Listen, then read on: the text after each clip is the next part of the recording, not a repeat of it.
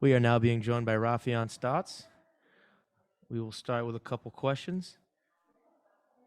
Santiago, go ahead.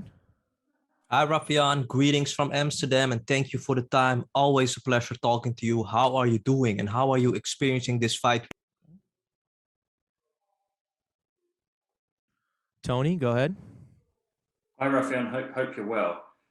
Since we last spoke in your last fight back in May, you've had another baby. Congratulations, and you've moved to Houston as well. How much does all of that play Having into technical issues. the 1 second, fight Tony. camp?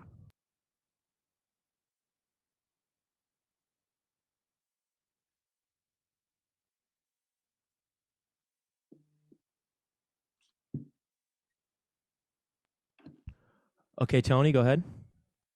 Hi, Raufeon. Hope you can hear me now. Yeah, we got you guys. Good. I was just going to say congratulations, firstly, for the birth of your second child, and you've also moved as well to Houston. So for a normal human being, that's quite a lot to take on. But you're then going to go and punch someone in the face as well. How do you deal with all of those changes to your personal life coming into a huge fight? I feel like my life, martial arts is like fitting for my life because my life is full of hardships and full of like scenarios where I'm forced to kind of overcome. You know what I mean? So I have a mindset of I'm gonna win no matter what. No matter my circumstances, no matter where I'm at in life, I'm gonna find a way to come out on top. So like I just use those kind of as more motivation to me. You know what I mean? Anything that I feel like most people would see as an obstacle, I see as an opportunity to prove, how good I am. All the best for Friday. Thank you. Thank you. Dylan, go ahead. Hi there, Raufeon. I appreciate you making some time. Yeah, no problem. I'm just curious because, like, historically, at least, you've gotten great work at Rufus Sport. I mean, the reigning 135-pound champ there, but also I was noticing you were working in Colorado with guys like Corey Sandhagen at Elevation and whatnot. Is this the most like comprehensive, like optimized training camp you've ever had, you'd say? Yeah, I'd say it is just because of all the kind of the traveling I've done for my personal life, and then also the Corey Sandhagen thing, and training in Nebraska kind of came about kind of on social media and stuff. So yeah, it's definitely been the most comprehensive or training with other people, and I gotta say it's kind of I like it because it's like I get to try my skills against. It's kind of like cross training. I don't do a lot of cross training, but when I do cross train, I feel like it's a benefit for me. Thanks for the insights, man. Much appreciated. No problem. Santiago, go ahead. Hi, Raufeon. Greetings from Amsterdam, and thank you for the time. Always a pleasure talking to you. How are you doing, and how are you experiencing this fight week at the Mohegan Sun thus far? I'm doing good, man. As always, the Mohegan Sun has been awesome. You know what I mean? I'm enjoying the time here. You know what I mean? I'll enjoy more once I'm able to weigh in, but I'm enjoying the process nonetheless. Raufeon, how much of an influence has Kamaru Usman been for you and for your fighting style? Kamaru Usman is definitely he's laid the kind of the roadmap, especially for like the type of wrestler I am. Actually, I've been watching. I mean, since wrestling, I've like adopted a lot of things that he's done in wrestling, and also I've adopted things that I feel like he could have done better in wrestling. In MMA, kind of the same. You know what I mean? He's laid down an excellent roadmap. And actually he messaged me a couple weeks ago, and he was like, we were just talking back and forth, and he was like, I was told that I was the first, he was the first actually American or Black American wrestler from our school. He was the first Black American wrestler and the first African American champion. And I was like, dang, man, that's cool, So that means I'm the first two-time national or first Black two-time national champion. He was like, yeah, Raufeon, yeah. Like, you don't got to one-up me, bro, but yeah. So, yeah, I take a lot of inspiration from Kamaru Usman. Giancarlo, go ahead. Hi, Raufeon. I hope you're doing well.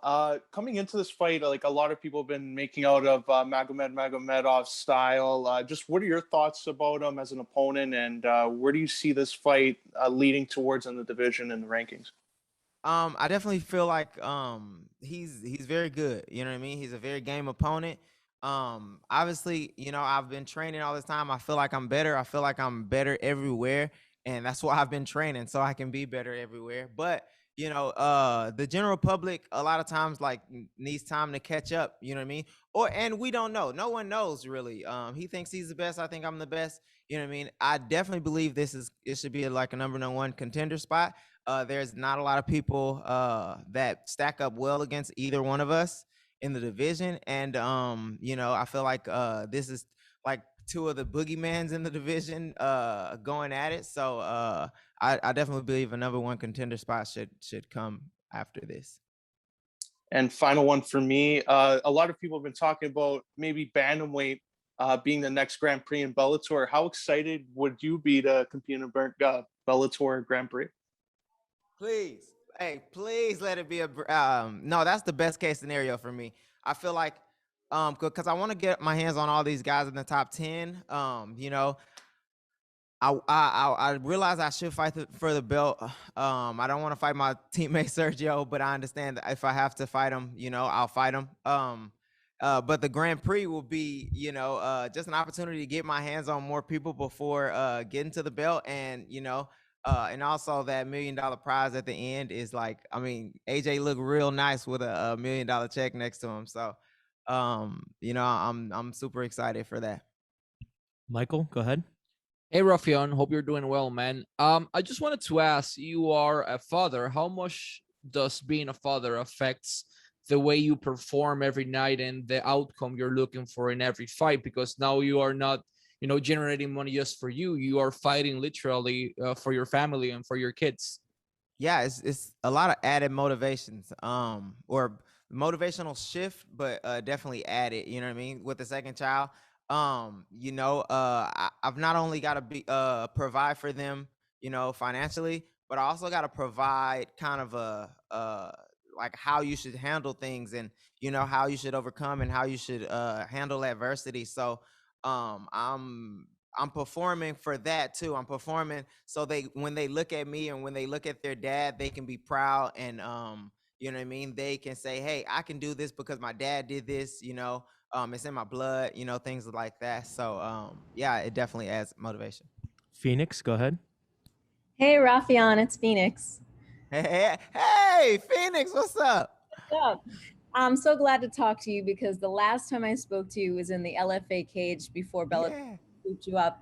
And you said to me very enthusiastically, I want all the smoke. And that's just your personality, man. And I want to know what you think about this Magomed fight.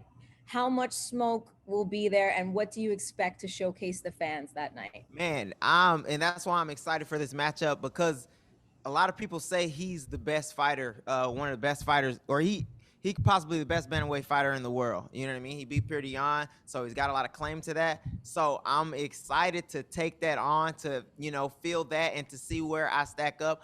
I believe I stack up very well.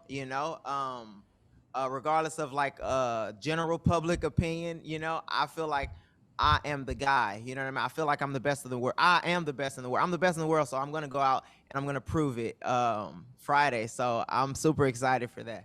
One more from me. Performance is a big part of you in the cage, which is why I think you gain fans each and every time you go out there.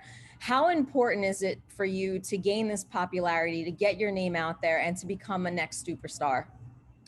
It's super. I mean, the popularity, I feel like just comes from the performance, but it's super important for me to perform for myself, and kind of for the people behind me. It's super important for me to perform. I love to perform out there. I love to put my best foot forward. That's why I train so hard. And for me, like the fight time is like yes, it's finally fight time, because I put so much into this. Time to like let it off free. I don't have to be careful about my partners. I don't have to be so perfect on my technique. Like I could just let stuff fly, and it's just a fun time. Okay, Luke, go ahead. Hey, Raufeon, Luke from Empire Universe podcast. I'm glad to see you again. Good to see you, or talk to you. So, you're 4-0 inside Bellator. I mean, what's the mindset going into this fight, and what is your opinion about your opponent? My mindset has been the same kind of since I got here. Confident, fearless, and all I do. I'm coming out to dominate, excite, and finish fights. My opinion about Magomed is he's a very good fighter. I don't feel like he stacks up as well as me athletically and in the striking department. I feel like his grappling is gonna be what, but I feel like my athleticism is gonna be able to shut that down. You know what I mean? And yeah, that's kind of how I feel. But the beauty about it, we get to find out. You know what I mean? And that's like the exciting part is like we get to find out because I feel like Magomed is the type of fighter that's gonna try to bring some fight to me. You know what I mean? Like fights for me usually go one or two ways.